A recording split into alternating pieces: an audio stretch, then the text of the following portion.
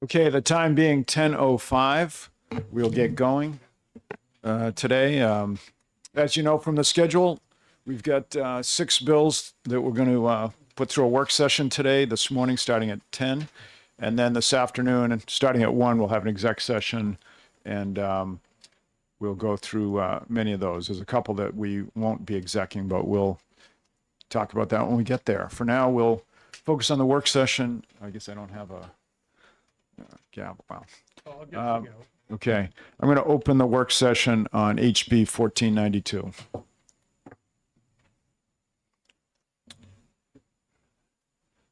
And Representative Almy, I assume you want to say a word or two. Just two. Yeah, just two.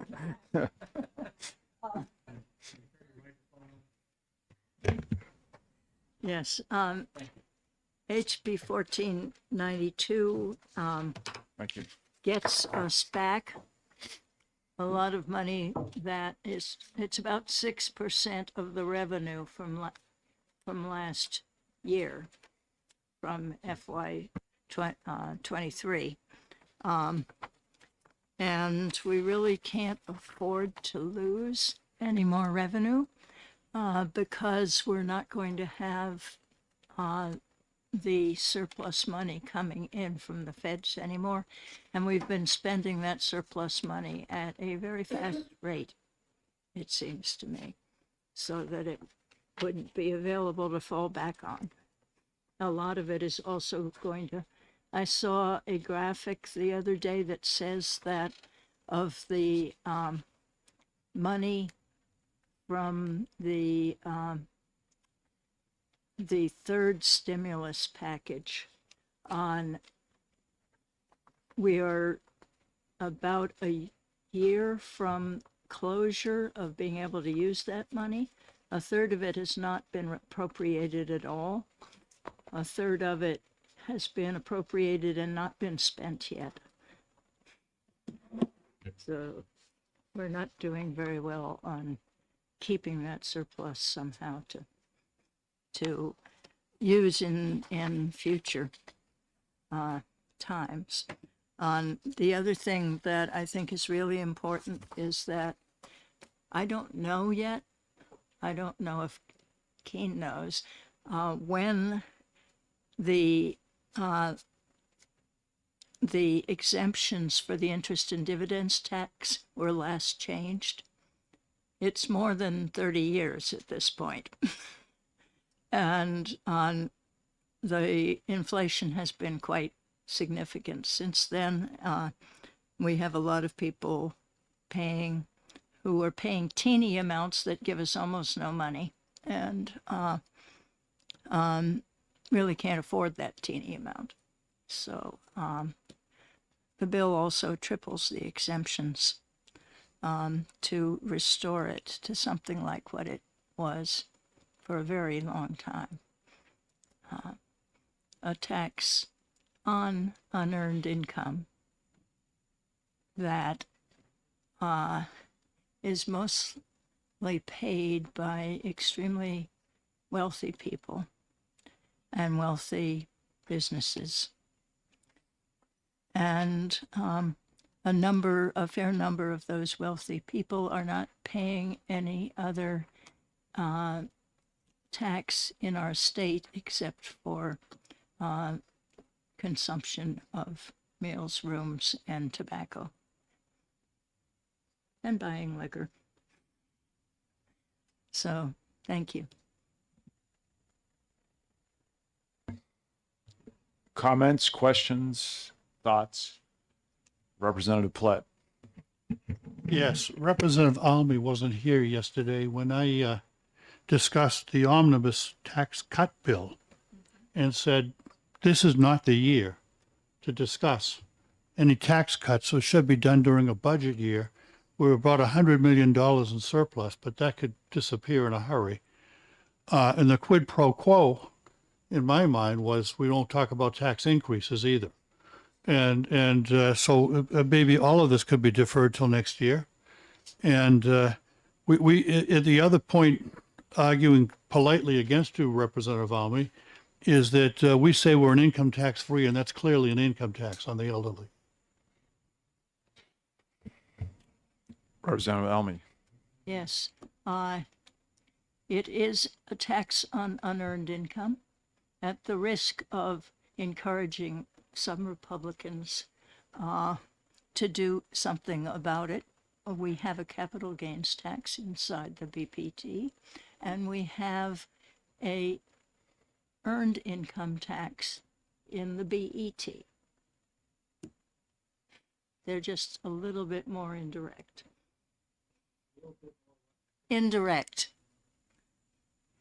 But there is a reason that a lot of states and the country went to an income tax in the early 20th century, which is still in effect, that it is pretty impossible to run a modern government with the services that most of our population insists we need to have without something like that. And something like that was the interest and dividends tax and the BET and the BPT. And they are perhaps less efficient at discriminating how much each person can afford to pay, which is what is in the Constitution. That all of us who can afford to pay something should be paying something, and all of us who can afford to pay more should be paying more of the burden.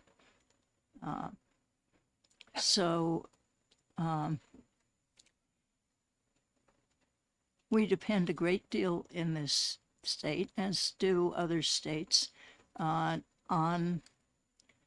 the labor from people who are towards the bottom of the income scale. And the more we keep them from health access, the more we keep them from child care access, the more we keep them from housing access, the less of them we're going to have in this state to keep our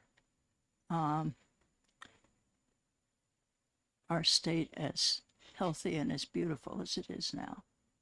So.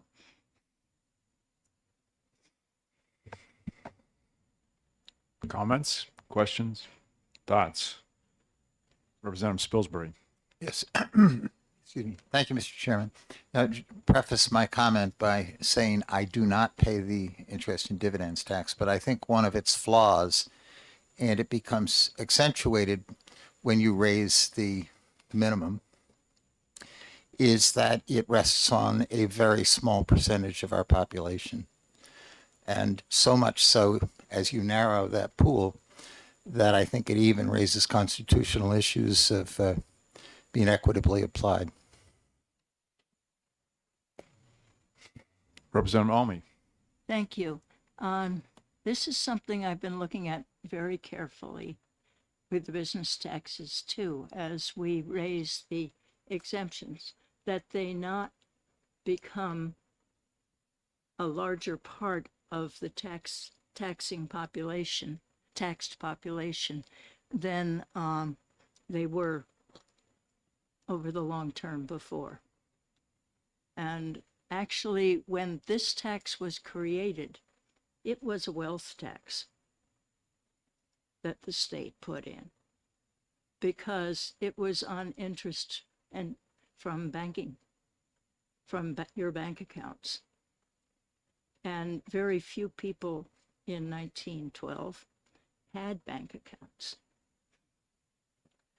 So it was pretty much a wealth tax, and it has migrated over the years to the range of investment results that people have and the range of people that were paying it. And when we do not move with inflation on exemptions, and I'm one of the ones responsible for not moving over the last 25 years. Because the then head of DRA told us that half of the money was coming from poor elderly people. So we were afraid to do anything to the tax. As we know now, that is not true. We have the triangles. But as when we do not move with inflation, we are taxing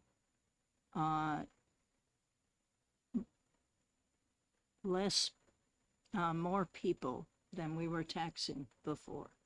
We are bringing the tax down to levels where people really can't afford it. By the way, I do pay interest and dividends tax.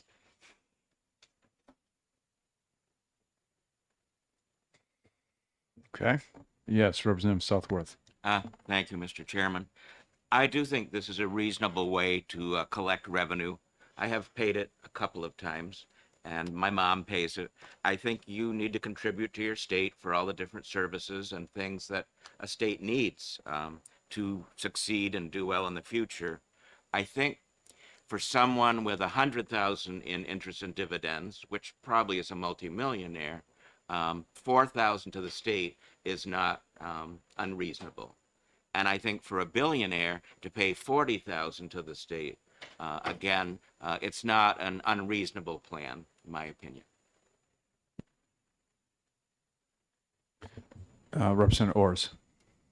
Thank you, Mr. Chair. So just a couple of thoughts. One, you mentioned the tax that started in the early 20th century.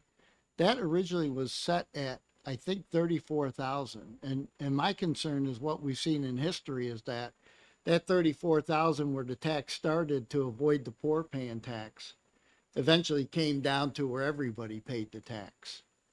And with the I&D tax, I don't know that if we eliminate it, would we bring big money people into the state to invest?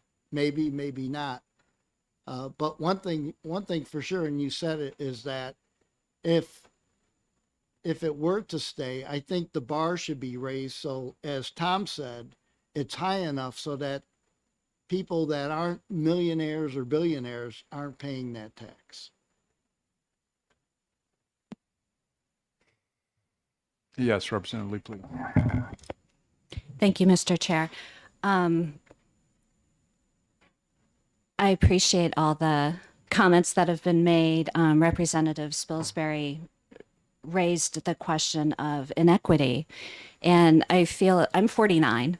I think I'm by far the second youngest at the table. So I've grown up in an economy that is different than people who are, 20 or 30 years older than me. So the economy that I'm living in and that I've been working in and trying to raise money in is different than that of people who are now in retirement. And so I think that we need to think about the generations who are not maybe represented at this table. And when we talk about inequity, I think we've gone so far that now we're wondering if we're inequitably taxing the rich. And the reason that they're so much wealthier is because of inequity. So I feel like we've created this huge gap between the haves and have not. And then we're asking ourselves if it's fair to tax the rich. So we've gone to this point where it's a bit illogical. So yes, wealthy people should pay taxes. I don't think that they should not have to pay taxes. I pay taxes. So if people want to move to the state, they should assume they have to pay taxes. Otherwise, it's just a race to the bottom, right? And I feel like we're doing that internationally. We're doing it state to state. People have to pay taxes. Otherwise, we have no state services. And I hear friends and neighbors complain because they can't hire a carpenter, right? And it's like, well, we need to have policies in the state where families can't afford to live here. And we should legislate for families who live in New Hampshire and not just for rich people that we hope one day will move to New Hampshire because of our policies. So I hope that we will consider not only rich people we would like to invite to move to New Hampshire, but the families that live here now. And frankly, that every year, if they have the means, ask themselves, like my family does, can we stay here? Or is this state telling us to move away? Because when we cut taxes on I&D and there is no relief in sight for property tax payers, the message seems crystal clear to me. Who do we want to invite to our state? I understand it would be great to have a bunch of rich people live here, but they're not going to be your carpenters, right? They're not going to be your nurses. They're not going to be your caretakers. As we continue to get older in the state, we're going to need more of those workers. So I hope that we will think about ways to make everyone pay their fair share, because I feel like this bill is not responding to why our constituents sent us here. They want everyone to contribute their fair share. And this is, frankly, I feel like it's asking the wealthy to contribute too little, frankly. Thank you. Yes, Representative Elberger. Thank you, Mr. Chairman. I would like to agree with my colleague from Manchester, despite the fact that I'm the generation above you. The percentage of taxes that the wealthy have paid has dropped hugely for the last 100 years or so. I represent Nashua. I have spoken to people who are leaving the state because they can't afford to live here. The people that we want to do our lawns, to be the caregivers, to be the wait staff in restaurants, to be our mechanics, they can't afford to live here. And if the services that we provide diminish and the tax burden falls disproportionately on them, which I believe it does, then we can have all our wealthy migrants, but there's not going to be anybody to help take care of them. A society needs to have a broad range of people in it to function well. That's genders, that's ethnicities, that's religions, all of those bits, and economic status. And if we are catering only to the wealthy, then we're not going to survive as a state. Representative Almy. Yeah, just one more thing about these investors moving in. Investors move in with investment portfolios that are very widely based, usually across locations, across regions, across countries. And when you're moving in, I spent about 8 years while both of my parents were still able at an rich old folks home in north of Hanover that contained and eating dinner with quite a few people that had moved into the state. And none of them were setting up new firms or investing in something local in particular. They are coming in because, and one of them actually was surprised at dinner when I pointed out that we had a 5% income tax, interest and dividends tax, that is. And she hadn't heard about that yet because they didn't have a program at that point to tell people moving in, by the way. But I don't believe that this is really an important impact because there are a lot of places around us that have higher tax loads than we do and charge them to the upper class as well as everybody else. and Bill Hatch informed me of this. He was on finance until recently, but he used to put curtains and rugs and carpets and other things into major houses and major hotels in the North Country. And he had clients that built homes in the unincorporated territories where there was no tax of any kind going on, that lived in New York City. And they came once a year to New Hampshire to say, here I am. And they said they were citizens of New Hampshire to New York and paid our interest and dividends tax. He was a little worried that the interest and dividends tax would go down if this scam was discovered. He didn't have any strong evidence of this, by the way, but this was what he was thinking. But they were happy to come to New Hampshire for one day a year. They weren't investing anything except they were paying for our interest and dividends tax. So. Yes. Representative Malloy. Thank you, Mr. Chairman. This just occurred to me as I'm today. I moved here from Iowa 20 some years ago. And then that state obviously paid a federal income tax. We also paid a state income tax and property taxes and sales taxes. I moved out here and I thought, how do we run this place? But in Iowa, the first form we filled out was our state income tax form. That was more complicated. And with that state income tax form, the result of that, you could deduct your state income taxes off the Fed. I don't know if we've talked about that, even discussed that, or see an option here to do something like that.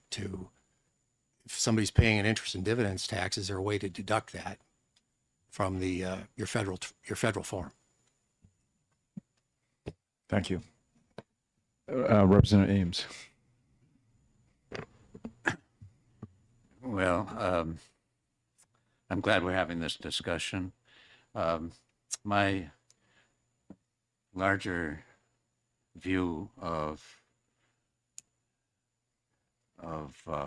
New Hampshire's tax system is first that it has historically been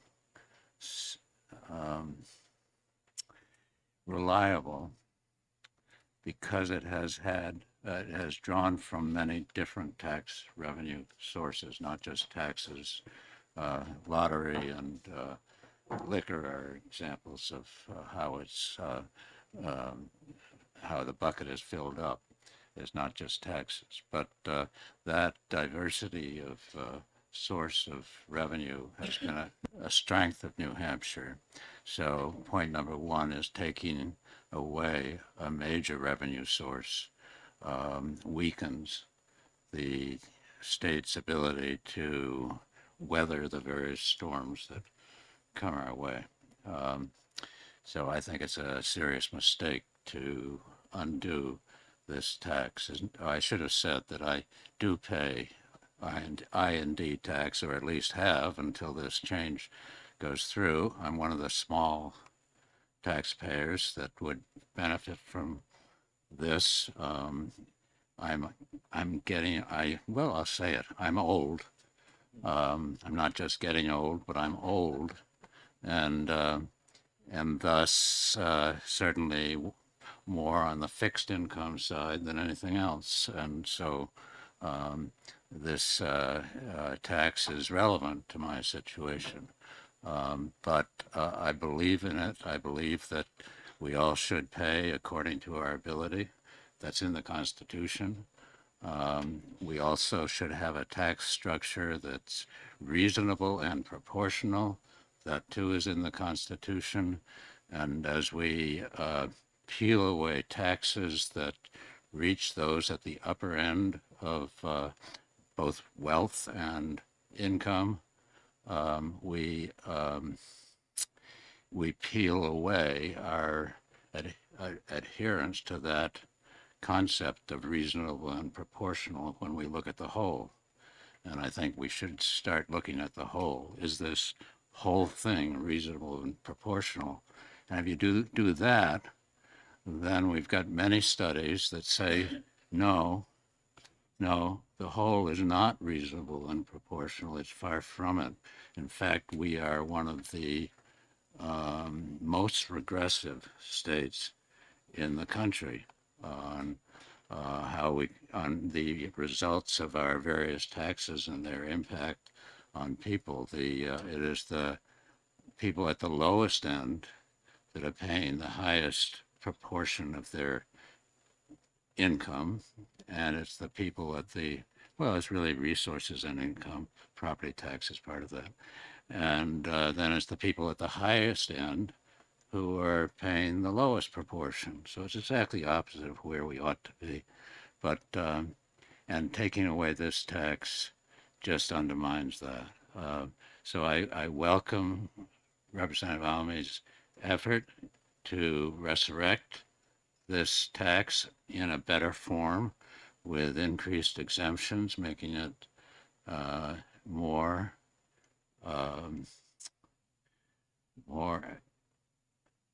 responsive to the situation of the low income, low interest and dividend income taxpayers. And so I wish we could go forward with this. I'm a realist, and I know that there are various barriers to that. So if we can't go forward with it, I deeply regret that.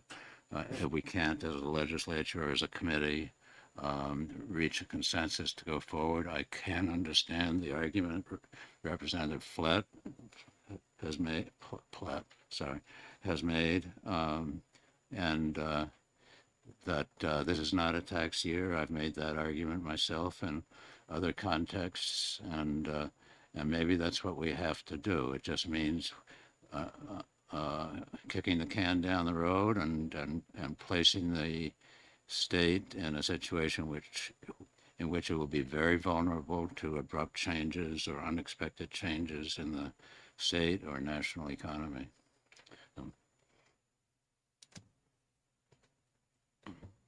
Thank you. Thank you. Anybody? Yes, Representative Elberger. One more quick piece of information. As we talk about low taxes here, people generally avoid adding property taxes into the tax burden. So I did my totally unscientific research just now. A house that I lived in Lowell, Massachusetts is currently valued at $700,000, and the taxes are $4,000 a year. My house in Nashua is currently valued at about $570,000, and the taxes are $8,200, so more than twice the taxes on my current house, which is about 20% lower in value. I mean, to that point, it is true that New Hampshire has high property taxes. However, study after study, the total tax burden, we're one of the lowest tax burden states.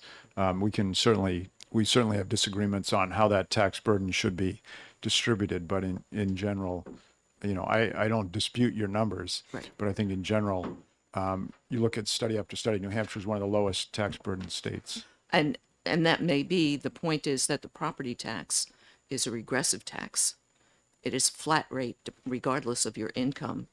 And folks who are not living in large houses and not making a lot of money are paying the same rate on their smaller homes at lower salaries. Representative Ullery. Thank you, Mr. Chair. And to the comment that was just made, yes, It's a flat rate. Our Constitution calls for an equitable and proportional, which means that everyone pays at the same rate within the same class. If you're a property owner, you pay the same rate across the board within your class of property, be it a single family or a multiple family or commercial property, depending upon how that goes.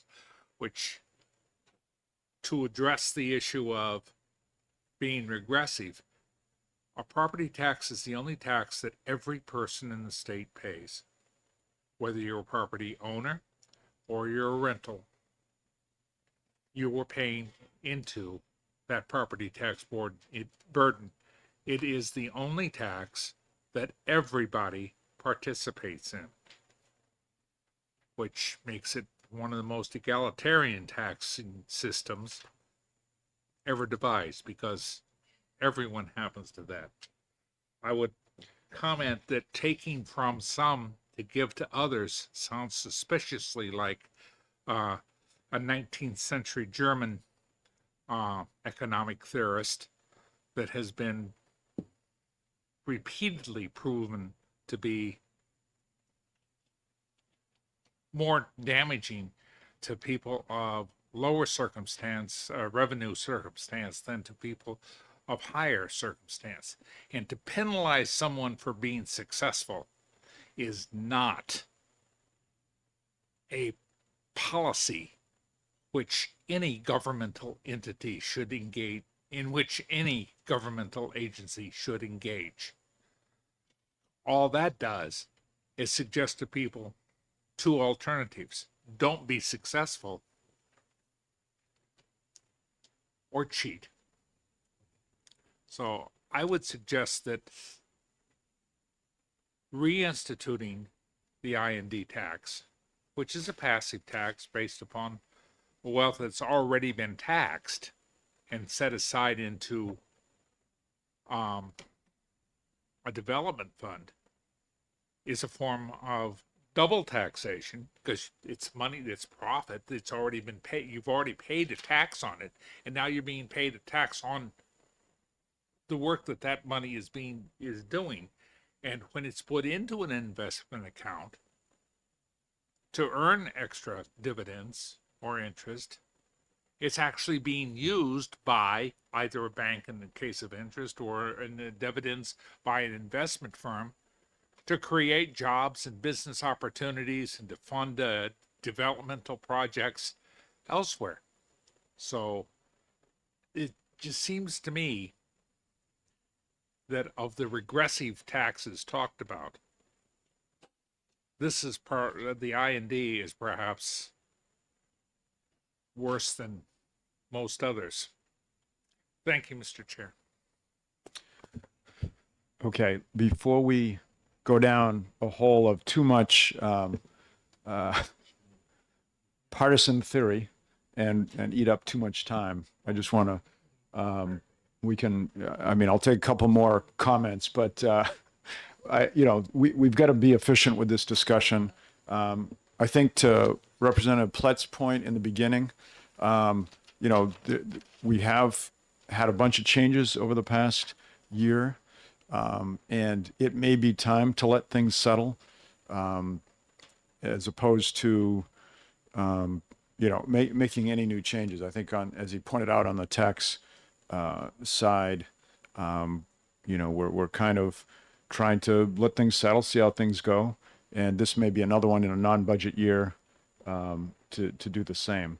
So with that last comment, I'll take Question a couple for the more. chair, just point of order. Yeah. Are we thinking these may go to interim study as an option?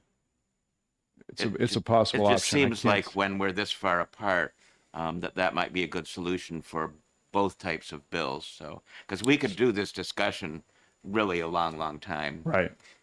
So I just want to make sure, because it hadn't really been mentioned what we were going to vote on. But, that seems to be a nice middle ground between OTP and ITL, the Right. interim study. It also would give us time to see what's going on around us and with these different lawsuits and so on. Right. Just a thought. I just wasn't clear, so that's No, what thank you're you thinking. thank you for bringing that up. I'm not going to commit to that right this minute because the caucuses have to meet during our at lunchtime. We'll have a little bit longer lunch so that you can have lunch and caucus. And but I think that's something that could be on the table. Thank you for that comment. Yes, Representative Leapley. Thank you, Mr. Chair. I appreciate the efforts to slow down too much change at once. Just want to make a comment that the change has been in one direction. That what we have, the work that we have done as a House has been in the direction of cutting taxes in unpredictable and I would dare say drastic and across the board ways, right? It's not just I&D tax that's been cut. So I would say that if we're arguing for a middle ground, let's be honest with what is middle and what is going in one direction. So I feel like the proposal on the table is actually to moderate some of the changes that have been made. So I just want to remind us, to kind of, when people are speaking from ideology and not from math, that there is a mathematical middle ground that exists that we can all look at the math and see, okay, we've cut this much tax. We can predict that, this has been the change. So let's just keep in mind what moderate or what middle of the road is. Thank you. Representative Fellows. Just one really small comment on just one little section of it is when there were discussions about repealing the interest and dividends tax, one of the arguments made was that seniors living on a fixed income and a little bit of money from dividends and interest were impacted. But this bill, while it's probably 95% the same as the old interest and dividends tax, this one has much higher thresholds.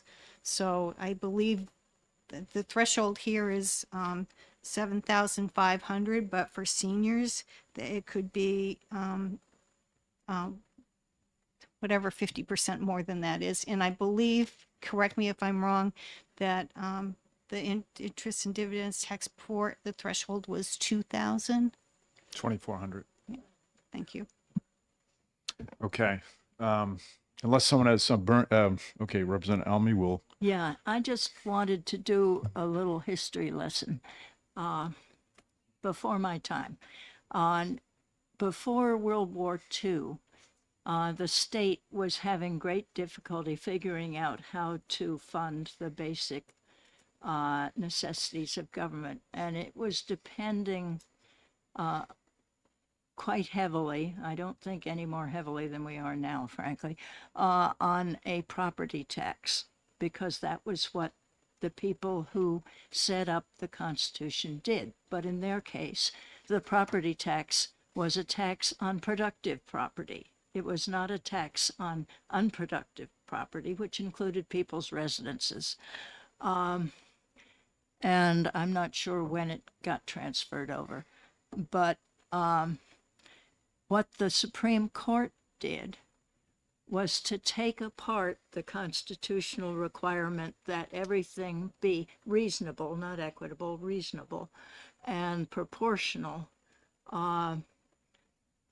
in addressing the burden, taxable tax burden of the individuals, and say that we could apply that to entities and apply that to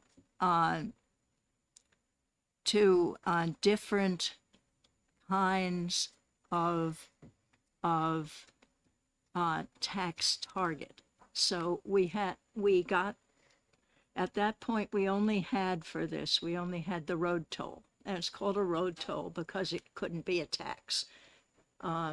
They ruled that we could have the tobacco tax. They ruled that we could have the interest and dividends tax was already there, but it was about the only one, I believe. Representative Almy, I appreciate the work that you've done on this bill. I know you did a lot of work. There's a lot of detail here. But But I don't think at this hour right now you're going to. I appreciate what you're trying to do, but I want to end this work session. could I just finish that sentence? Could you can finish the sentence. Thank you. They separated out general taxes to specific things that we were consuming and specific things that that we owned. And in doing that, they created an unequal burden across our state. And it was necessary to keep things going, but that's how we got where we are. Mr. Thank you. Chair, could I have 20 seconds? I would just like to say that I like Tom's idea about an interim study. We got taxes coming down here, taxes wanting to state. Leave it all alone for now. Approach it all next year, put it all in interim study, and let's see how it plays out. Thank you. Thank you. Okay. I'm going to end the work session on HB 1492. Okay, we'll open up on HB 1563 relative to the education property tax and the authority of political subdivisions.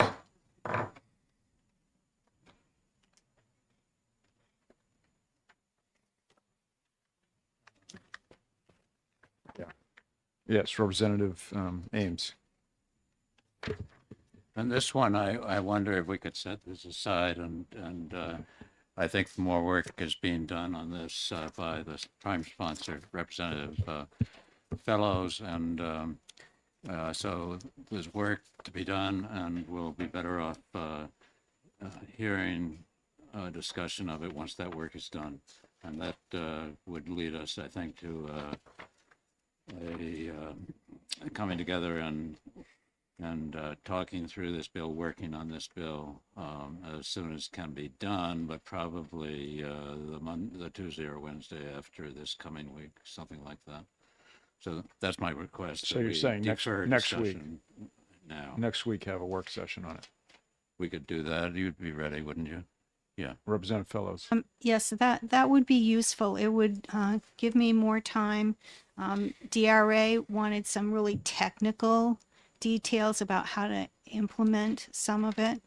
And I have drafted something, but they'd like to move the words to a different line.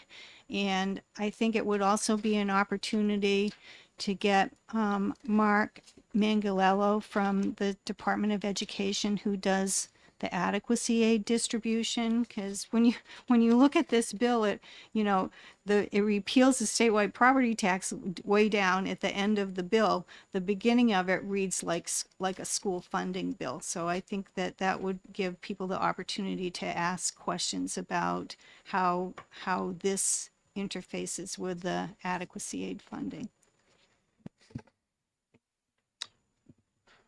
Representative Spilsbury, did you want to? Yeah, I would concur, even without the further work that may be done on the drafting.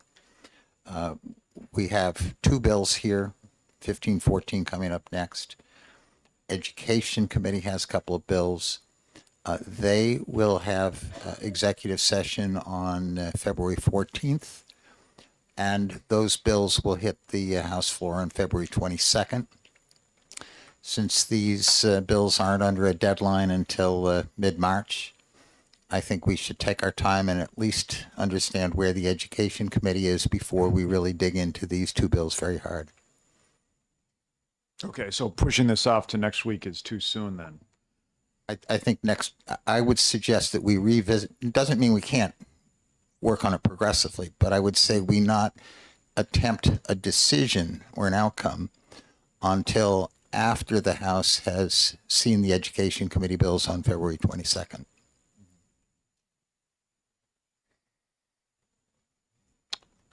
Make a note.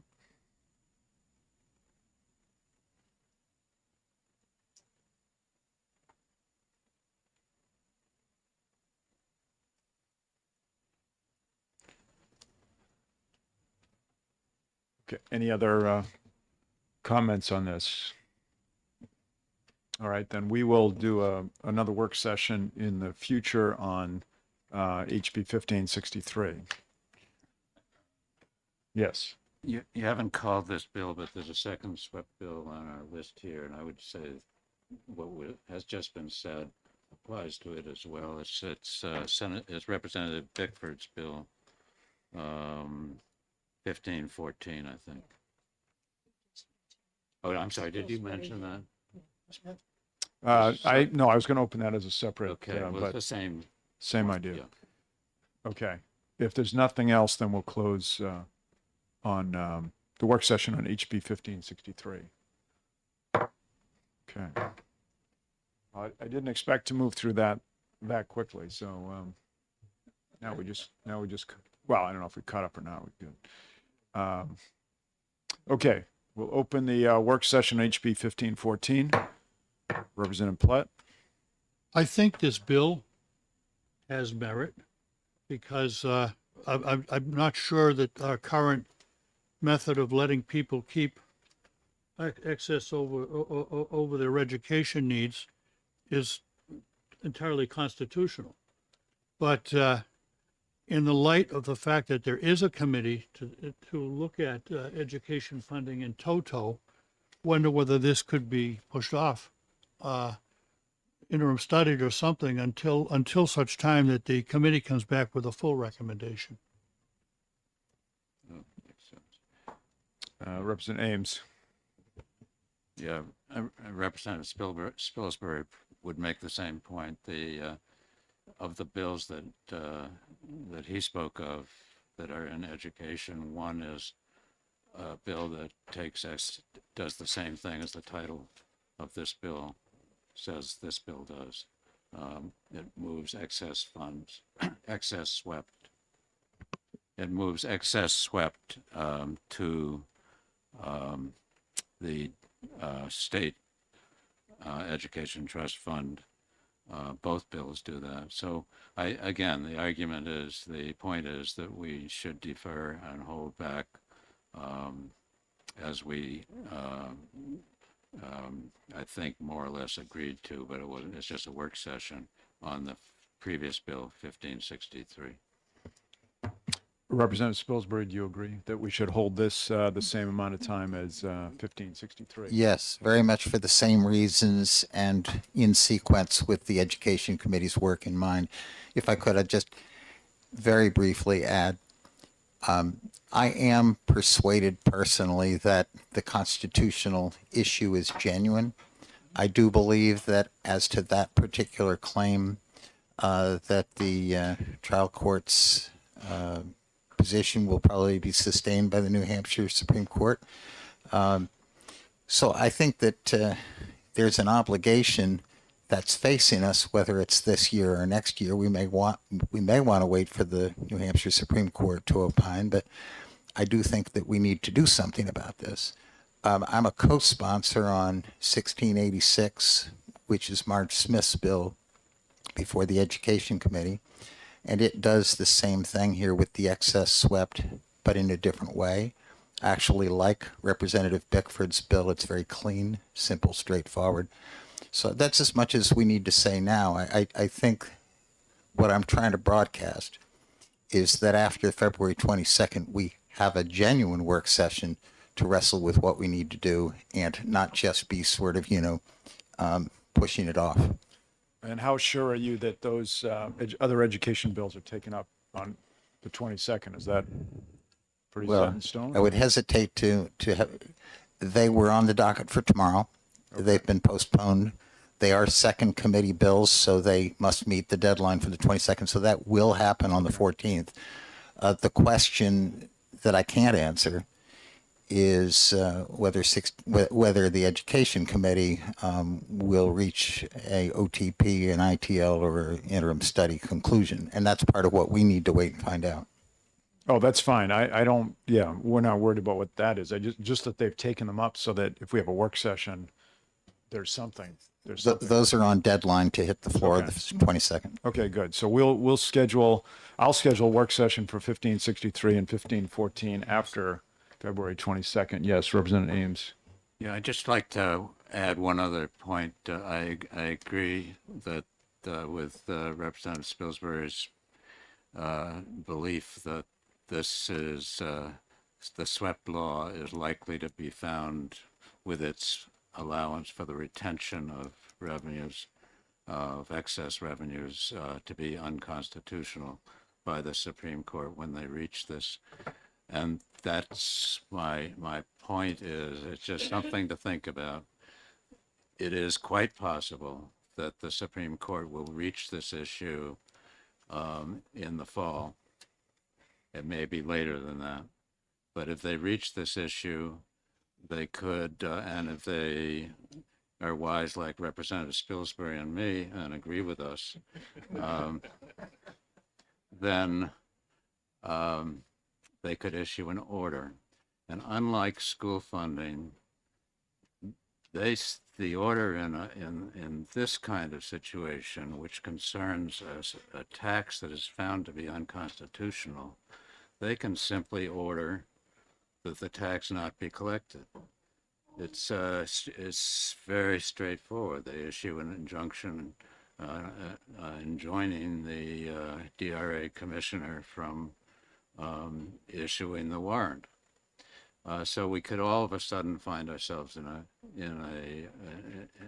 a crisis, and I hope that won't happen. I wanted people to be aware of that possibility, and in spite of that, we might decide that it's better, through this process we've just been talking about going through, might decide that still there are too many questions and the whole thing needs to be resolved at once, school funding and excess swept and all that.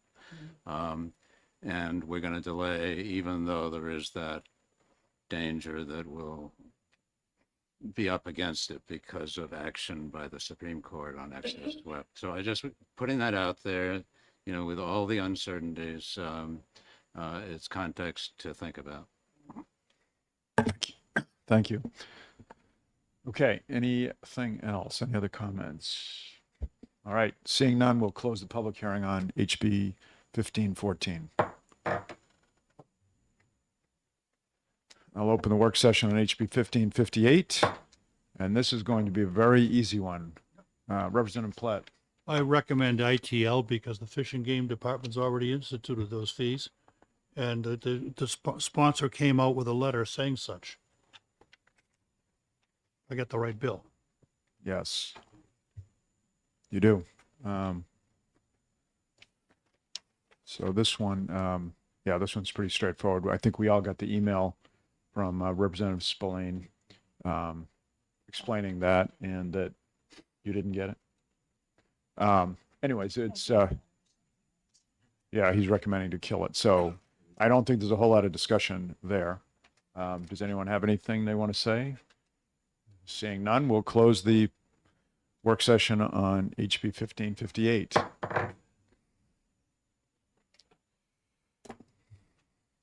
All right. Now we'll open the work session on HB 1484 relative to the current use taxation for certain forested lands. Comments? Well, let's see if there's anyone else. There isn't. Representative Platt. This bill, I don't think has merit.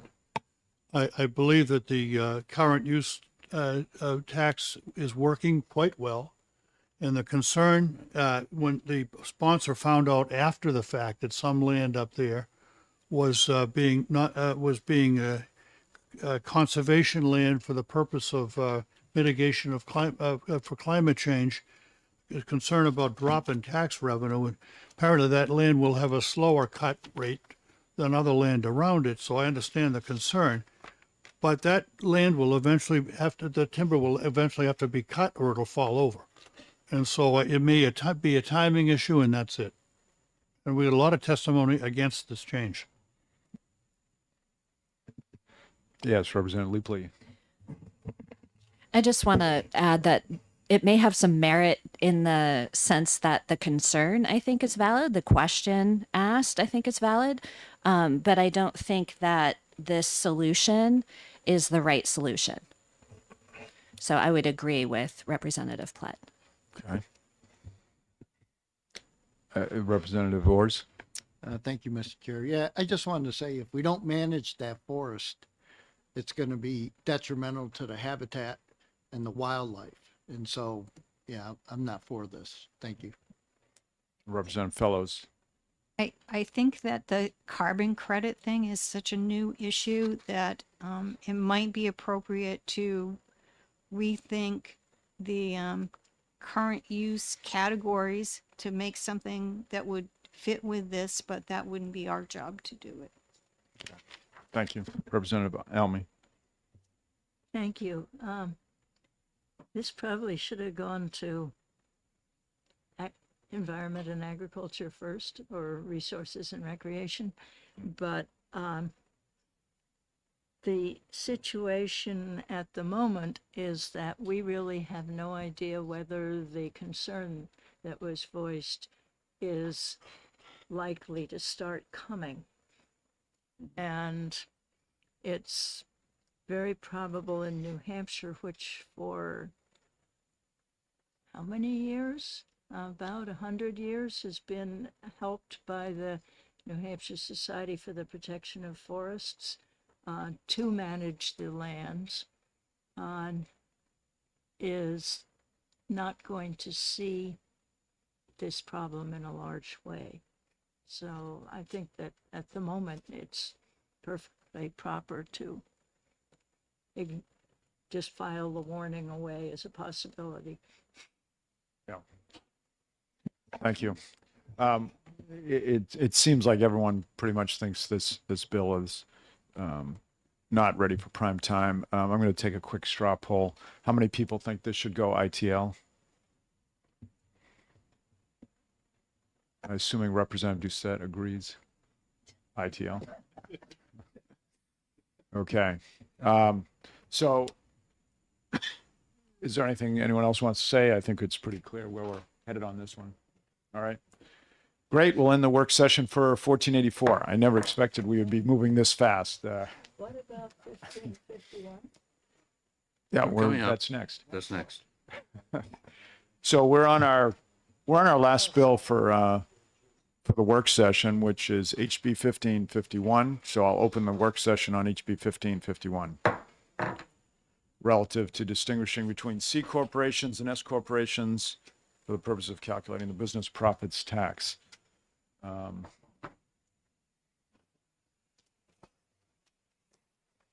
Who would like to make the first comment on this one? Oh, Representative Ellery. Good idea. Additional work needs to be done. Could you elaborate? No, I'm just kidding. Succinct. Yes. I think that Representative the bill amends the wrong part of law. Look at the testimony we heard that it affected directly the business profits tax. And the sponsor was surprised at the fiscal impact, and that's because it was amending the wrong part of law. So I think this just is not ready for prime time. Okay. Representative Spilsbury. The hearing was extremely murky. And I think what it revealed is that questions of how you delineate a C Corp from a subchapter S from an LLC permeate across many different provisions of law. So that flaw was evident immediately when we realized it only amends BPT and not BET, as Representative Plett just said. Yeah. But I suspect that's only the tip of the iceberg. Yeah. So if somebody thinks that this needs to be sorted out, it needs to be sorted out in a fairly comprehensive way. Finally, I think that as long as the IND tax is on its way to phase out, then I think that the sponsor's concern is effectively moot or soon to be. And as Representative Almy said in the hearing, we can rectify that problem if IND is reinstated, but until then, it's effectively moot. Yeah, good point. Anybody else? Okay, so again, straw poll on 1551 then for ITL. Okay. Unanimous. No, it's not. No? What happened? You didn't raise your hand? No, I didn't. Oh. I'm a co-sponsor. I'm not gonna vote against my own bill. Okay. Unanimous among non-co-sponsors. All right. That is, I'll close HB 1551. I never expected we are going to get through all those in an hour. I apologize, Representative Almy, for ending your testimony. I thought we were way behind. But that's the beauty of this. You never know that sometimes the shortest things can take the longest, and the longest can be short. So it's always a challenge. All right. So at this point, you all know we have an executive session starting at 1. This effectively gives us 2 hours. I know both caucuses want to caucus, and also have lunch. So we have 2 hours. We'll be back promptly at 1. Thank you. Mr. Chairman, I've got to run to another meeting. Where will we be caucusing? We could caucus here. Yeah, we'll caucus here. Yeah. I don't know if we can get upstairs or not. We just need to set a time. We're gonna have to. I've got to call the Democratic office. Maybe the cafeteria would be too crowded, Tom. Yeah, The cafeteria will be too crowded. definitely. Yeah. Yeah.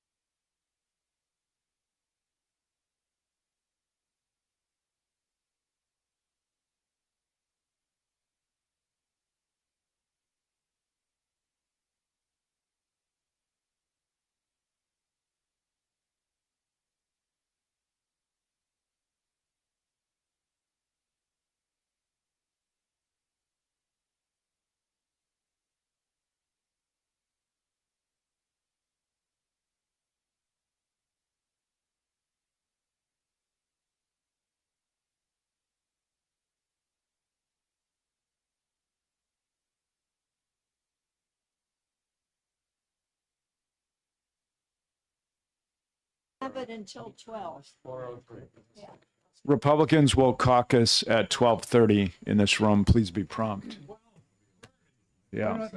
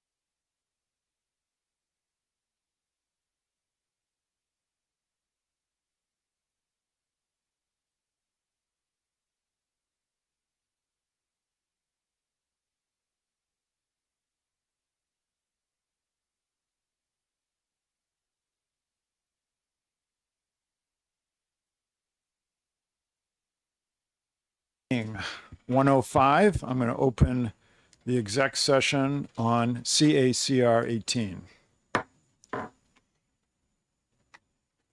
And I'm going to recognize Representative Plett for a motion.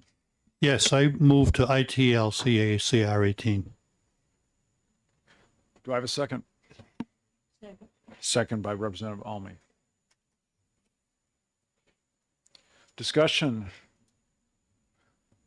Representative Platt. The reason I'm moving to ITL is since our country was founded, we've given tax exemption to churches, and they provide a very useful service in welfare and taking care of the people who need it, poor and indigent.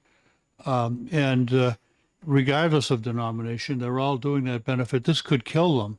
We're already the least church state in the nation, and this would drive a lot of them out of existence, and the government would have to pick up that cost eventually. And if some people quote, well, this refer to the separation of church and state, there is no such thing. The First Amendment gives the churches the freedom of religion, but does not. So government stays the heck out of it. But the churches are free to do what they wish, and they are providing a very useful service. That's it. Thank you. Representative Almy. I'd like to add to that we give tax exemptions to an awful lot of other nonprofits, and that would bring this into question. You couldn't hear me? You got to get closer to the mic. Pull it to the I'm too short.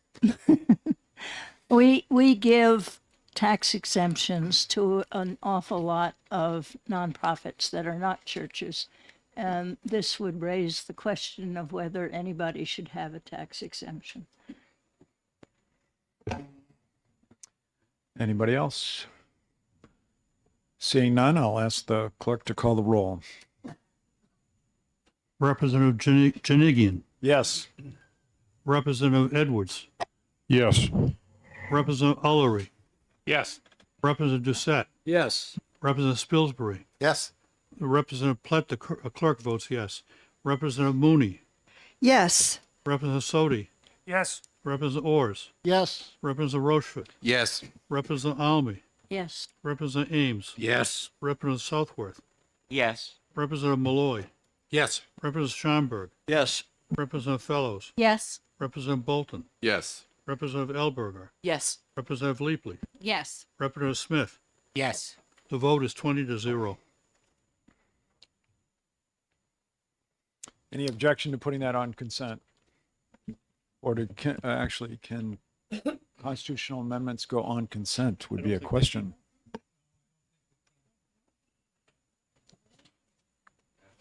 Well, we'll check with the clerk on that. Right now, I won't check that off. Yeah, we'll check on that. Okay. I'll close the executive session on CACR 18. We'll now open the exec session on HB 1191 and recognize Representative Plett for a motion. I move ought to pass on HB 1191. I'd like to speak to my motion. Okay. Do we have I'll a second? Representative Southworth. Representative Southworth seconds it, and would you like to speak to your motion? Yes, I'll have to catch up with this paperwork. Yep. This is a wash to the state. This Meals on Wheels program it now works so that the restaurant bills $13 to the state. That includes a tax, and the recipient, older folk, I'm one of them, pays the tip there, a $3 or $4 tip, and they're supposed to put in $4 to the state as a contribution. But this would change the $13 to $12 because it would eliminate the interest and dividends tax that Meals on Wheels picks up. But on the other hand, Meals on Wheels turns around and bills the state for this money. And so they'll be building $12 instead of $13. So the dollar lost by the state is made up by the state. So it's a wash, and it helps the program. Thank you. Representative Fellows. I'm just wanting to say that I'm not sure that's accurate about a cost wash for the state, because I believe that this money is all federal money. Or except for it's federal money except for the tax part. The M&R tax you're No, talking about. I think no, I think the federal government is paying that tax also. The whole voucher, I believe, is federal money. Representative Elmy. I don't know that this makes a difference, to her objection, but I looked into it and there is a small federal match that we have to provide. Just, I wasn't making an exception. I was just trying to get an accurate statement. Okay. Representative Southworth. Thank you. Just to clarify, it's the meals and rooms tax, not interest and dividends. My apologies for misspeaking. It is Meals and Rooms. I didn't catch that. Okay, thank you. All right. Saying nothing else, I'll ask the clerk to call the roll for the motion being OTP. I'll be ready in just a second.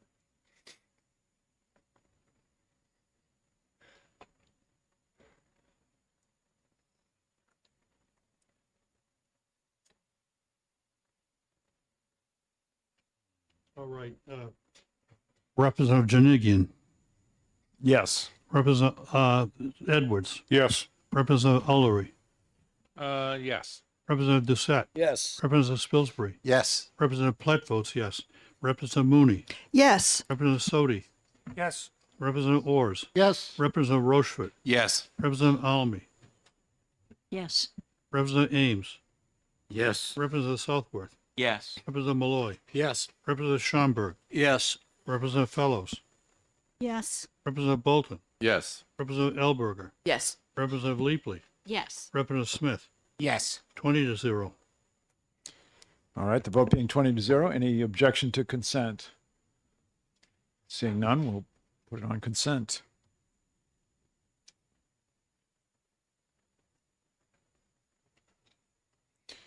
We'll now close the executive session for HB 1191.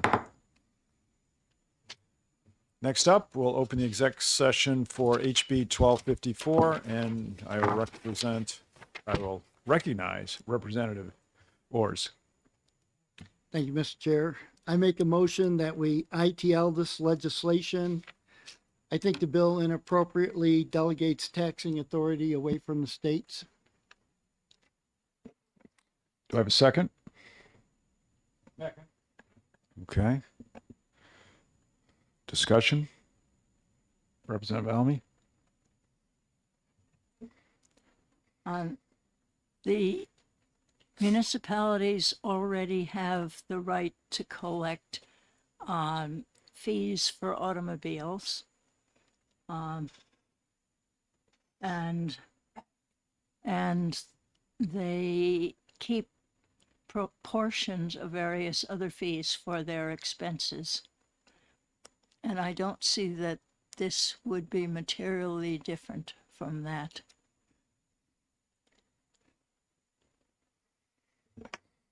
Other discussion?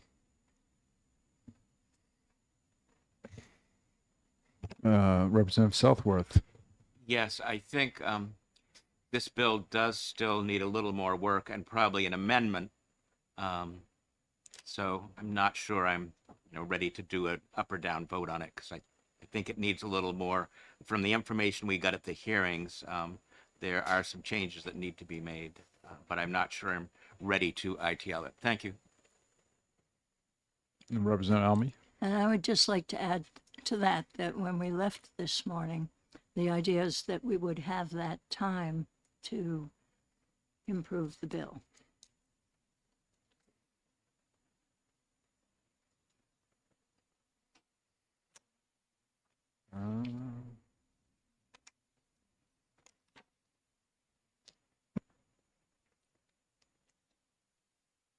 Particularly the questions of what is a hotel and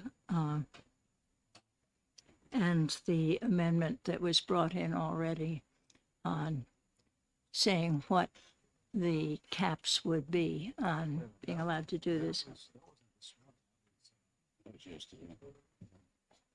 I don't believe that was this morning. That was yesterday we discussed 1254. Oh. Representative Ames? Yeah, I just want to add my voice to the belief that I had that we'd have time to consider amending this and improving it. I think we all felt there were parts of it that needed improvement, and we didn't. I understood we hadn't finished with that discussion, and would much prefer that we defer rather than go into a definitive vote at this time, if that's possible.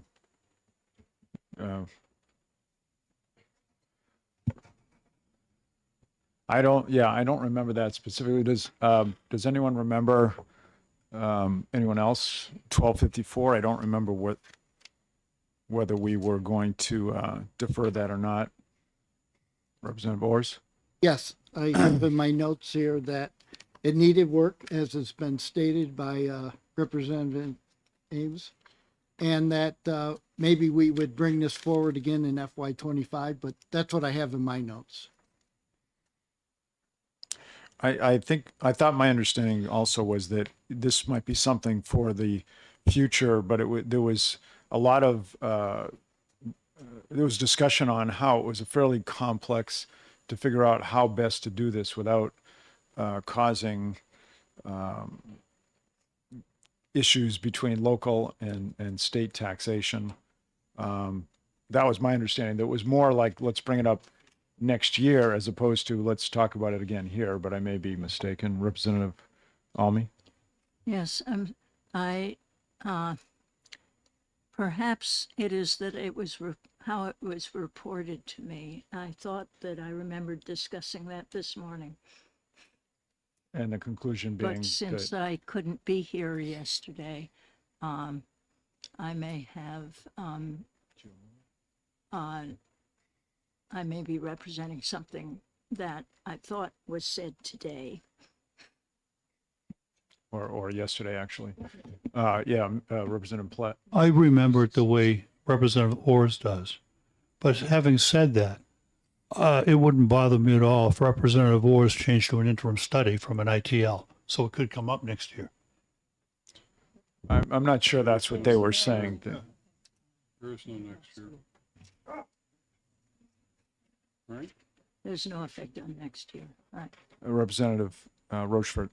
Yes, thank you, Mr. Speaker. And I have some notes that I made too as well, and I think it goes back to the issue, and I think it's a valid issue. I mean, the issue is that some towns are being strained more than others, yet they're not getting their fair share of, in my opinion, the meals and rooms tax. And I think that the issue is far more complex than the rather simple approach that 1254 has. So, based on the notes that I had, I thought I was under the understanding that, there was some consensus here that we believe that there is an issue here, that there is some meat here, but perhaps next year being a budget year would be the more appropriate time to discuss that. And that being said, I believe there needs to be a solution to this, but I don't think 1254 does it, and I don't think this is the right time to do it. So that's the recollection that I had, and I wasn't here. I was running in between meetings this morning, but unless something was said otherwise this morning,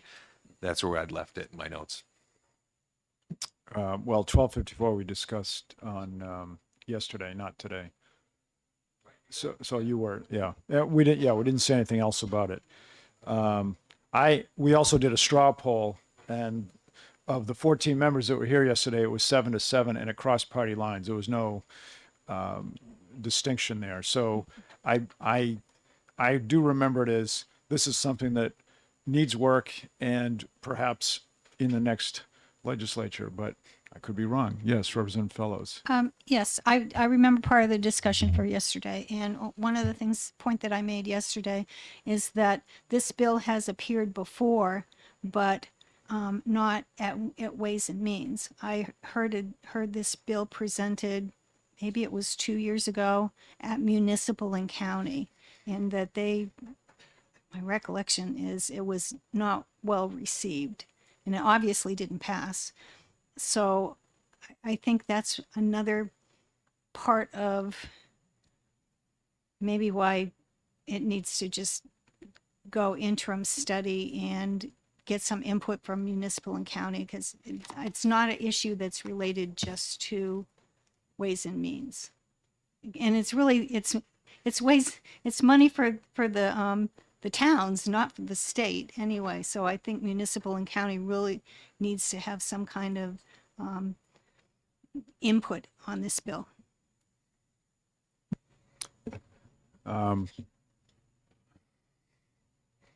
So let's see, our motion, that straw poll was on ITL, I believe.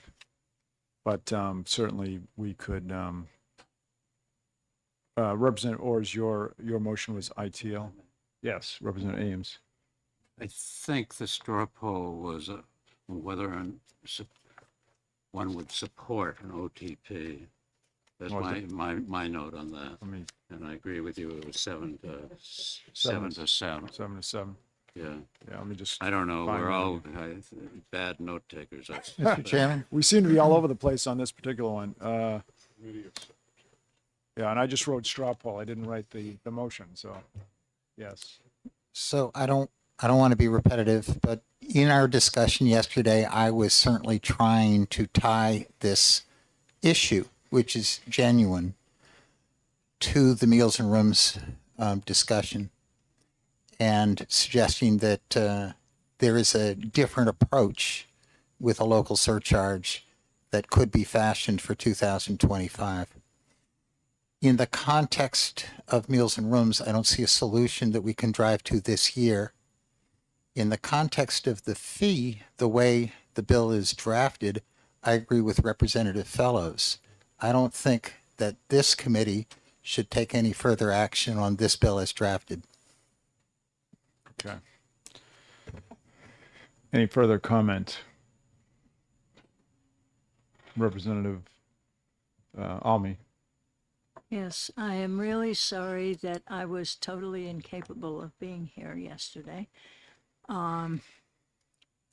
Because I think that there might have been more added to the discussion, but I agree that the bill as it came out, because of the 4 days that we were given to submit bills, there was a lot of cases where people got away with putting in alternate versions of a bill that were almost the same, and people got together, as in the case of this bill, and decided that one person was going to have the bill, and that person was someone who hasn't dealt with this over the 15, 20 years it's been discussed. There's definitely an issue in terms of fairness to different kinds of municipalities in this state about this. I would hate to see the rooms and meals tax done any other way. It would really mess up a bunch of small towns. But this provides another option for it. We were going to provide a final amendment by next week, but if you want to do it today, then I'll just be voting against. Thank you. Representative Edwards. Just a question of clarification. I think Representative Almy wasn't there a very similar bill to this 4 years ago in Ways and Means? And the second question is, if there was a suggestion that this committee kept it an interim study, wouldn't you still need to get all your work done and completed before crossover to the Senate? No, if we go interim study, we're moving it on. It's going to move on. Okay. Yes, Representative Ullery. Yes, if I think I have the parliamentary positioning correct, you have a motion on the floor, so we need to discuss the motion, or the motion needs to be withdrawn to take any other action. So it goes over to whether or not we want to hold this a week or not hold this a week. And I think as part of the discussion, we can ask that question. Yes, I'm willing to withdraw my motion and make a new motion. There's two things. We can either make a new motion, or we can hold this a week because the minority member has suggested that there's an amendment that may or may not be appropriate. Okay. And you believe that your amendment solves the problem of fairness between towns? This is, as someone else said, this is a partial solution of that problem, which is a lot bigger, that we've got municipalities that act as urban hubs for all the municipalities around them and provide the social services, nonprofit, not taxed with the property tax, and take care of the traffic and the criminal aspects of huge numbers of people concentrating into that town every day. But What is it solving? What? which do not, which only have, except for a little bit of car tax, we do not have the property tax for 35,000 in Lebanon. We have the property tax for 14,000 or 15,000, whichever we are now, in Lebanon. Representative Ullery? It appears as though, and out of comedy, I would suggest that this particular motion be tabled until the next executive session and be taken up at that point, at the point we're at now, which then would allow the minority leader to present her amendment, and we could continue the discussion in that fashion, if that would be acceptable to the membership of the committee. Yes, Representative Almy. Perhaps I could say that I sent an amendment of the hotel language off to the three sponsors last night, and I've only got word back from one of them so far. Okay. Yeah. Well, you do have a question over there. Well, I don't know if it's a follow-up to this. I was going to ask if it was appropriate to second Representative Ullery's motion to table. Yeah, that was my, I would motion to table this until the next executive meeting. Well, which, we don't have to table, Representative Orrs can just withdraw his motion and then we'll bring it up another time. Yeah, but I have to agree. All right. I think given this discussion, do you want to withdraw your motion? Mr. Chair, I withdraw my motion to ITL. Seconder withdraws. All right, then we will take this up on our next, at our next meeting, which will most likely be Tuesday of next week. Okay, so I'll close the exec session on HB 1254.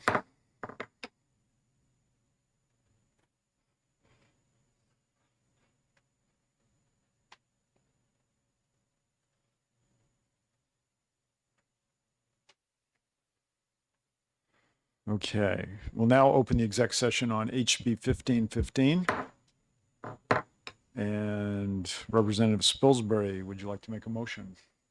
Yes, thank you, Mr. Chairman. I move ITL on HB 1515. Do I have a second? I'll second that, Mr. Chairman. Representative Schamberg seconds the motion, and Representative Spilsbury, would you like to speak to your motion? Yes, thank you. Briefly, I think we reached general agreement in our work session that this is a good bill to readdress in a budget cycle and that it's not timely for this year. Okay, any other discussion? Seeing none, I will ask the clerk to call the roll when he finishes writing. I just finished. Perfect. Representative Janigian, Yes. Representative Edwards, Yes. Representative Ullery, Yes. Representative Doucette, Yes. Representative Spilsbury, Yes. Representative Platt votes yes, Representative Mooney. She's not here. Oh, okay, not voting. Representative Sodi, Yes. Representative Ors, Yes. Representative Rochefort, Yes. Representative Almy, Representative Ames, Yes. Representative Southworth, Yes. Representative Malloy, Yes. Representative Schomburg, Yes. Representative Fellows, Yes. Representative Bolton, Yes. Representative Elberger, Yes. Representative Leapley, Yes. Representative Smith. Yes. Okay, 19-0, one not voting.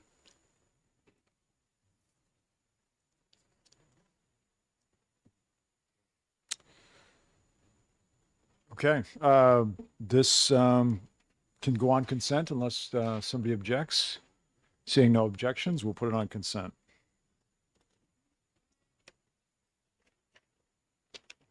Okay, we'll close the, I'll close the executive session on HB 1515. I'll now open the exec session on HB 1492 and ask Representative Almy to make a motion. I'm doing 1492 first. I move interim study on HB 1492. Given that it is not a budget year. Oh, right, and I asked briefly to speak to my motion, sorry. Do I have a second? Second by Representative Ullery. And would you like to speak to your motion? Representative Almy? Oh, basically, it's that this is not a budget year. The next budget year is likely to be very fraught, but it is one of the items that would be coming back. Thank you. Any other comments? Okay, seeing none, the clerk will take the roll. In 1 second, sir. Yeah, and on interim study of HB 1492.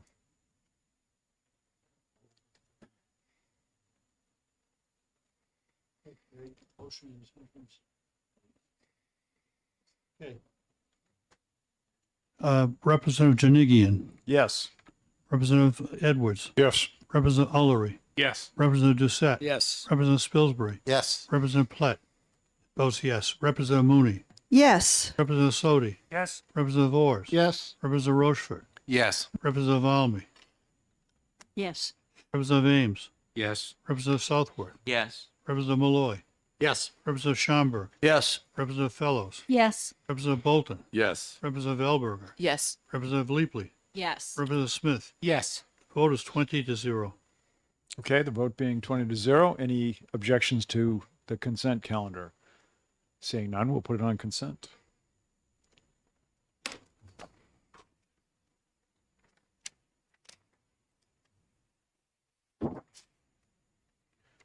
And I will close the executive session on HB 1492. We'll now open the exec session on HB 1422 and recognize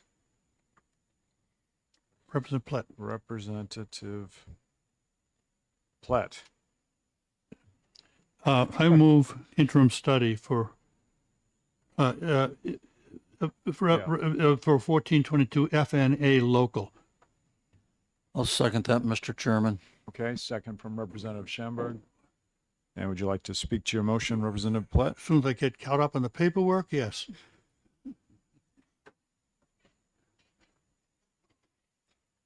This is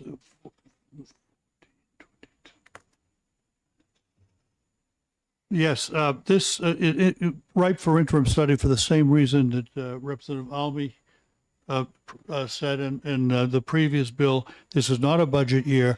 We're $100 million roughly in surplus, but that could disappear. It's too early.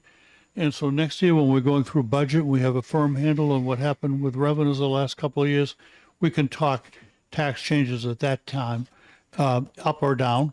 And of course, any changes we should make or should be incremental to see what the impact is over time on revenues. You don't want to be drastic either way, in my view. So, but a budget year is much better than now. Other discussion? Okay. Seeing none, the clerk will take the roll on interim study of HB 1492. I'm sorry, 1422. And the clerk is way behind in the paperwork, so just give me a second.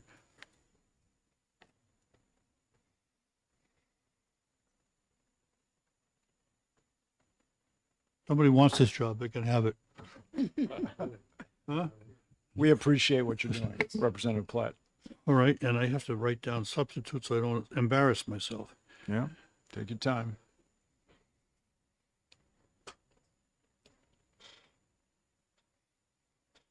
Problem with Ways and Means, there's no good jokes, just to like keep things moving. Well, I'll find a way, yeah, and I'm kind of mean. Anyway, going on, Representative Janigian, the motion is the interim study. Representative Janigian.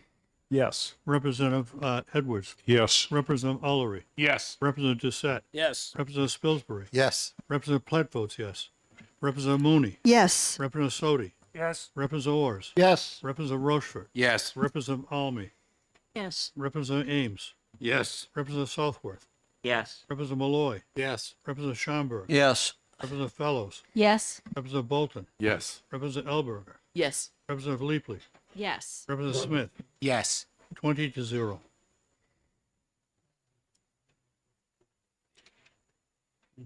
The vote being 20-0, any objections to consent?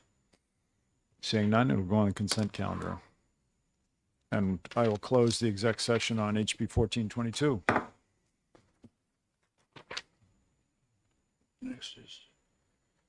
Next is an exec session on HB 1531. And I'll open that now. And recognize Representative Spilsbury for a motion.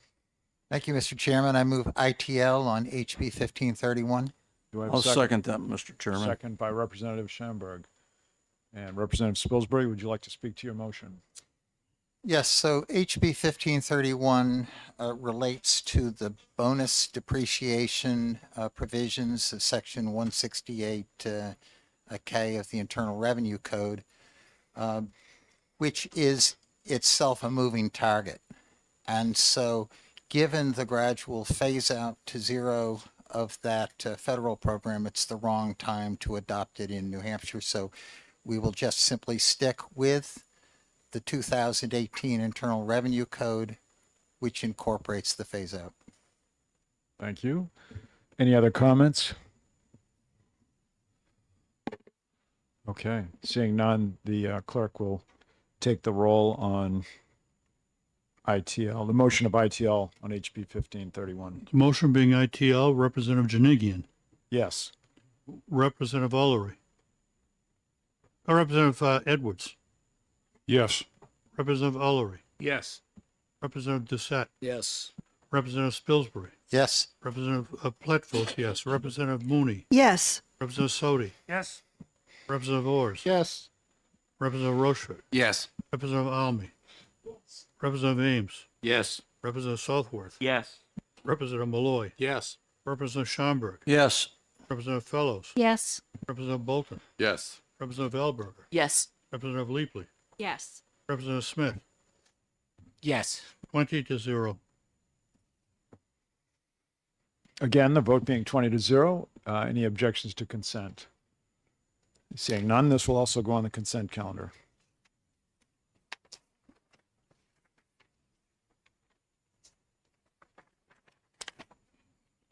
Next. And we will close the executive session on HB 1531. We'll now open the exec session for HB 1533 and I will recognize Representative Rochefort.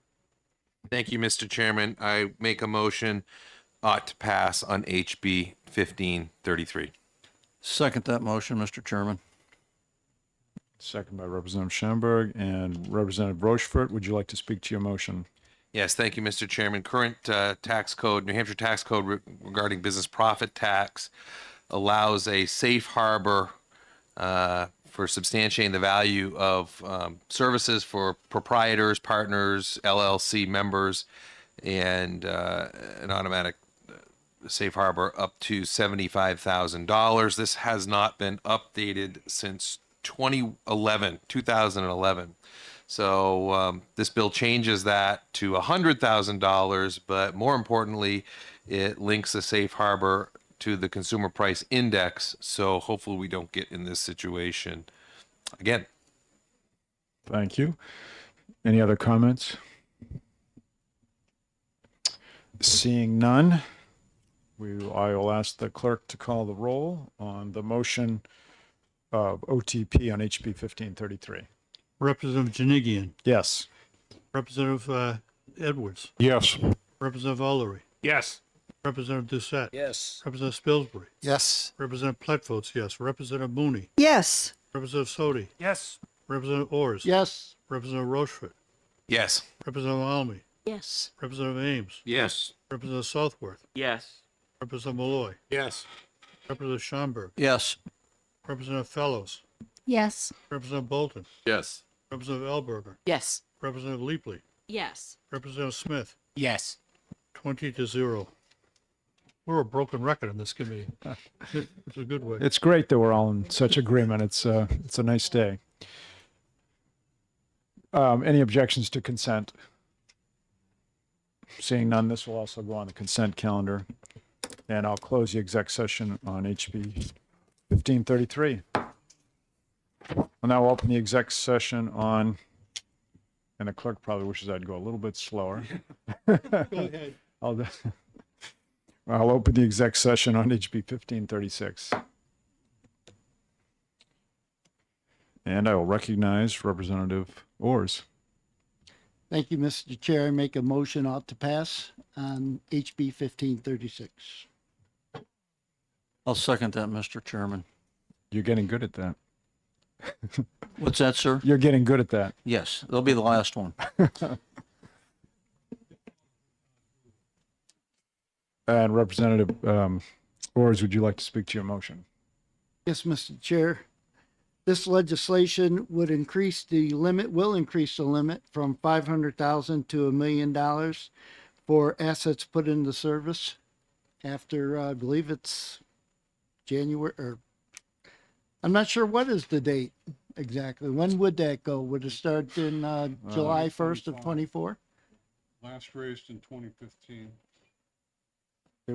No, it would go into effect the next year. It wouldn't be, it's not apropos to 2024. January Yeah. 1st, 2025. 2025, correct.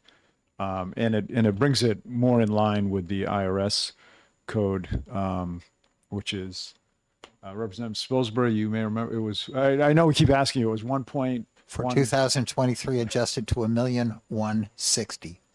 $1,160,000. Okay, and we will be at $1 million, which will be a little bit lower than that, but closer in alignment to that. Representative Almy. I think I'm going to be the one vote against this, but this was put into the 500,000 was put into effect, and it was increased at that point from 100,000, which had been in 2010, I think it is. No, before that. And on it, we've only got inflation up to the end of 2023, but but 500,000 is 619,000 in today's money. And it just seems like it's quite a large leap, and we always have been below the federal government on these things, and I see no justification in bringing us up to them when we're facing an uncertain revenue future and expenses future next year. But Okay, any other comments? I guess I'll just say, in answer to that, Representative Almy, I know we talked about this at another time, but the question is, if you're just looking at pure inflation, I would agree with you. But the question is whether the limit was correctly identified in the first place, and now, being closer to the federal, but still staying below it. And we said it. So the federal bounces higher. We're not automatically being pulled higher. We're at least staying in one spot. Did you want to say anything else, or anyone else? I would like to know who made the motion. I was doing something else. The motion was made by Representative Orrs and seconded by Representative Schamberg. Okay.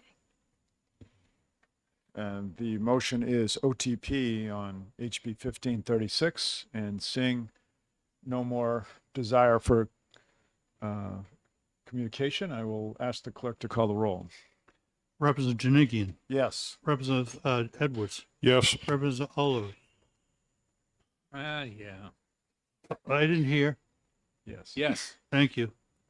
Representative Doucette. Yes. Representative Spilsbury. Yes. Representative Platt votes yes. Representative Mooney. Yes. Representative Sodi. Yes. Representative Orrs. Yes, in spite of Rep. Alwery, I'll vote yes. Representative Rochefort. Yes. Representative Almy. No. Representative Ames. Yes. Representative Southworth. Yes. Representative Malloy. Yes. Representative Schomburg. Yes. Representative Fellows. No. Representative Bolton. Yes. Representative Elberger. No. Representative Leapley. No. Representative Smith. Yes. Vote is 16-4. All right, so this will not go on consent. Yeah, because there are four of us. Who's doing the Are minority? you report? going to do the minority report, Representative? Sure. Okay. Unless one of you wants to do it. So Representative Almy will do the minority report. I'll now close the exec session on HB 1536.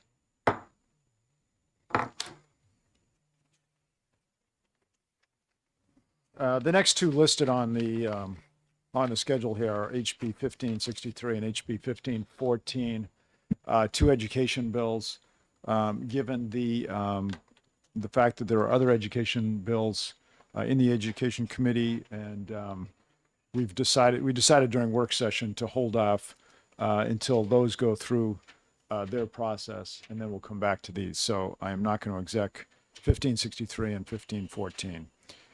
Given that, we are now down to HB 1558. I'll open the exec session and recognize Representative Sodi. Thank you. The motion is ITL on 1558. Do I have a second? Second.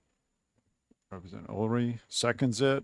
Representative Sodi, would you like to speak to your motion? Yes, as indicated to us by Chairman Spillane at Fish and Game, this bill is no longer necessary.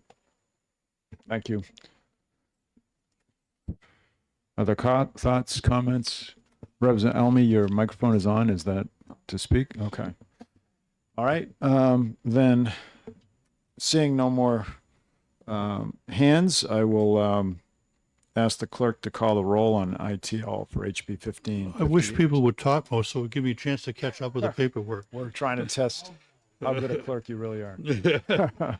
You're I'll doing great. You're doing great.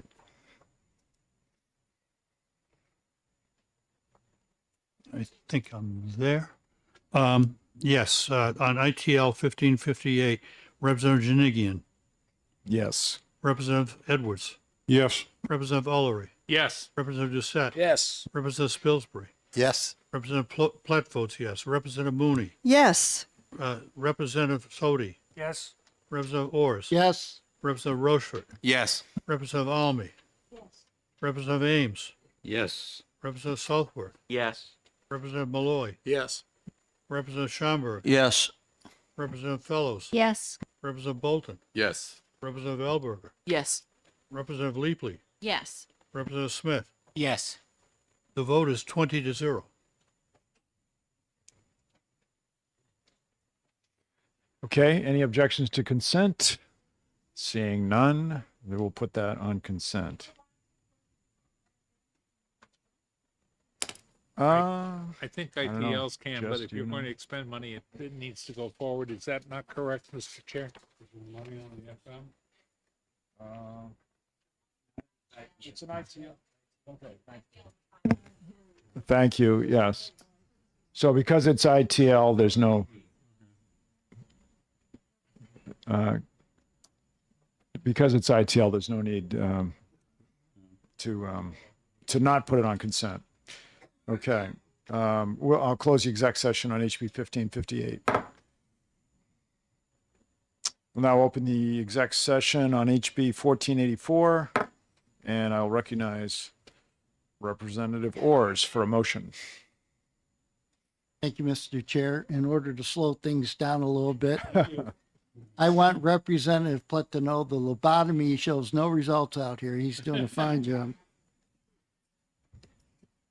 HB 1484, I make a motion to ITL. Okay, and do we have a second? I'll second that, Mr. Chairman, for the outdoor person over here. Okay.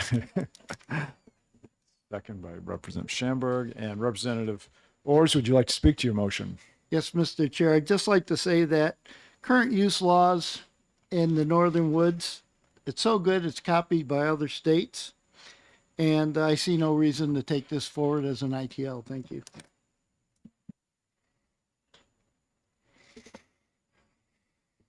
Did you say, did I misunderstand? What did you just say? You don't see a need to take? I'm saying I want to ITL this. Yes. Okay. Yeah. I think the way you said it, it was like a double negative. Okay. Representative Platt. I would add that the concern from the author was because of a slowdown in cutting, lack of a loss of timber tax. I think that's simply timing, not total loss through the life of the trees, because they'd have to come down or rot. So they will be cut. The revenue will be there, just on a slower schedule than the author had anticipated. Anybody else?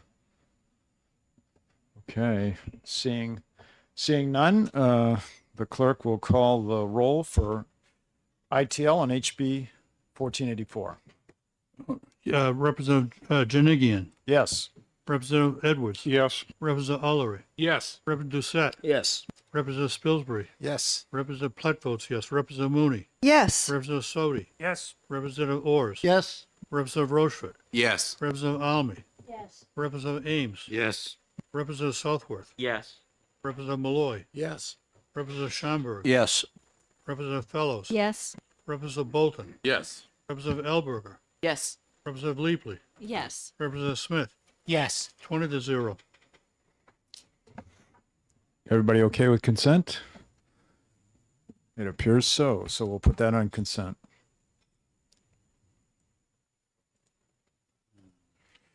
Okay. Right as crap here.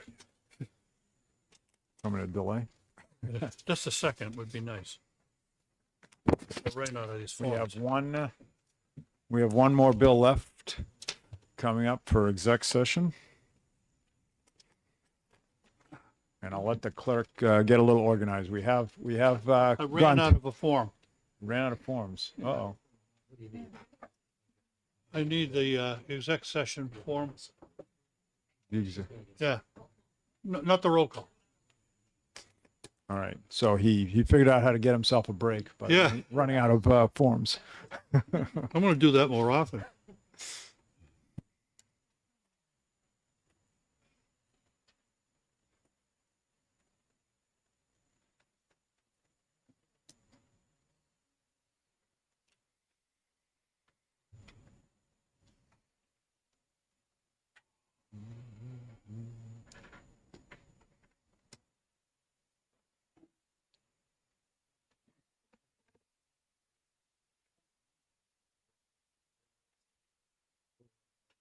That's true.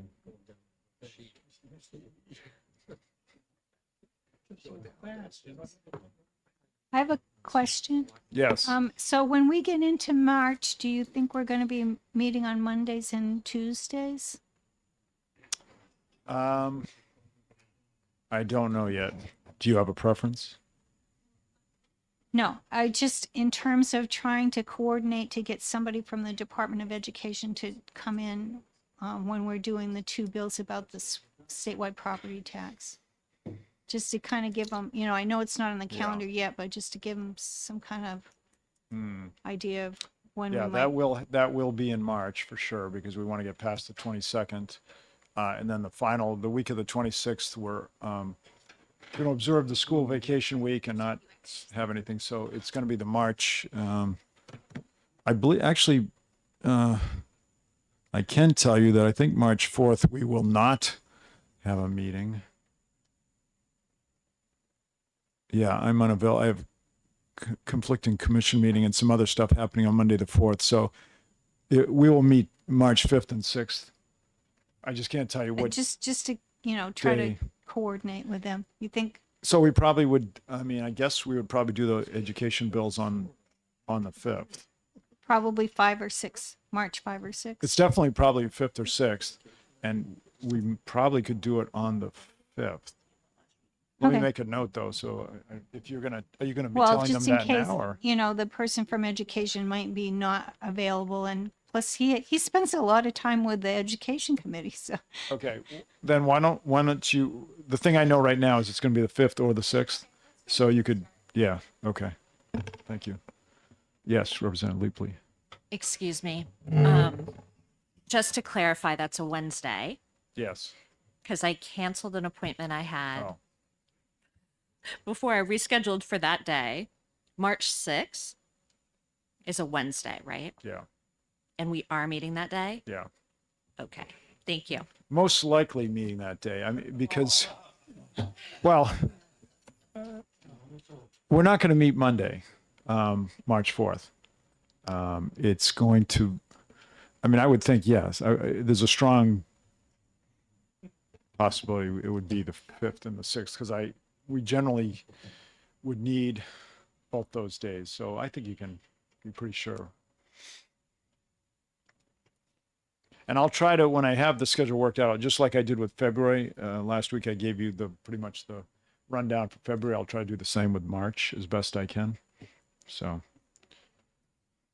Well, I guess I should say that I think everyone here appreciates your efforts to make the schedule work for as many people as possible in Thank you. a reasonable way.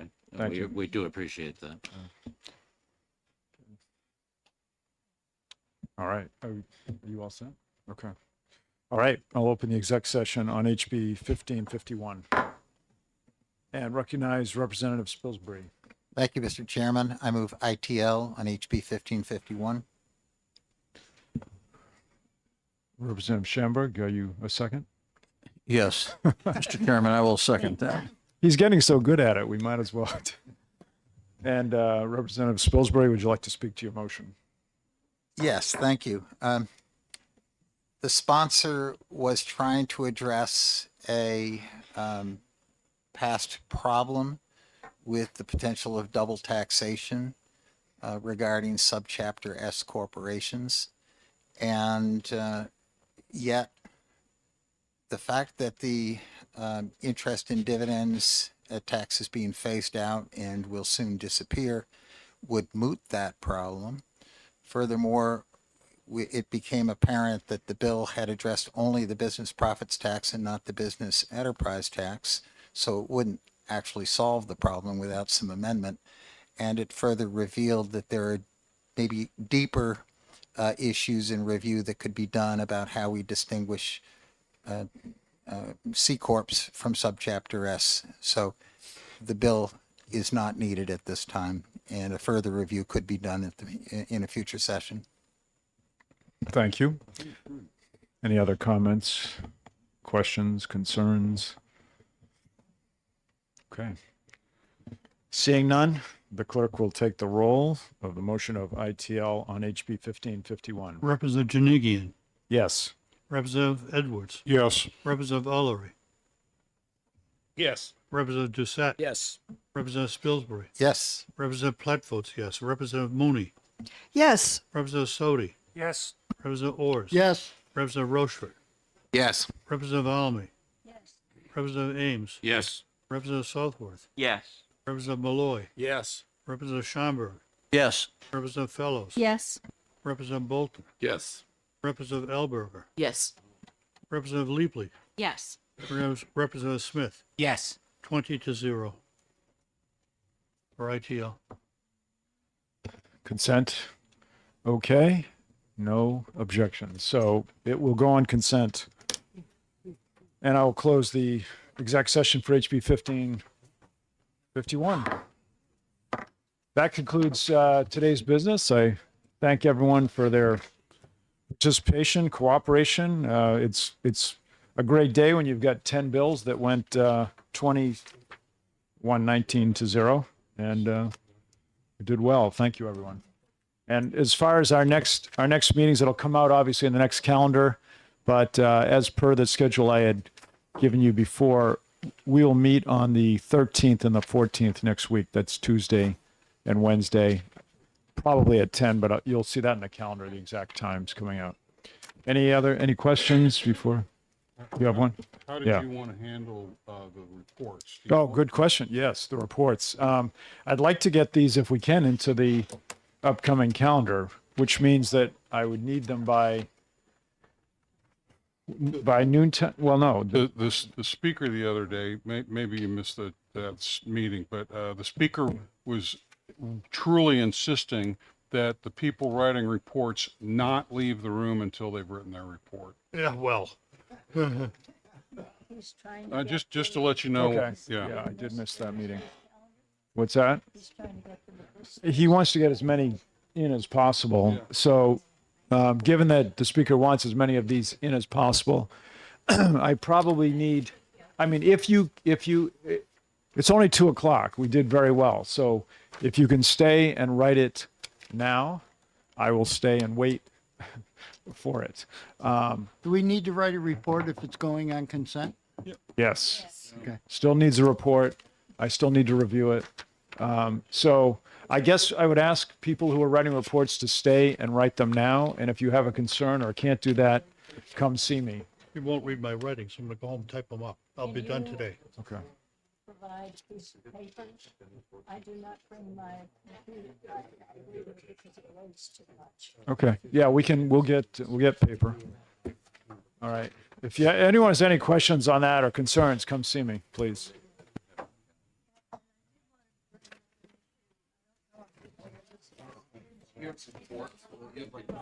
What, can I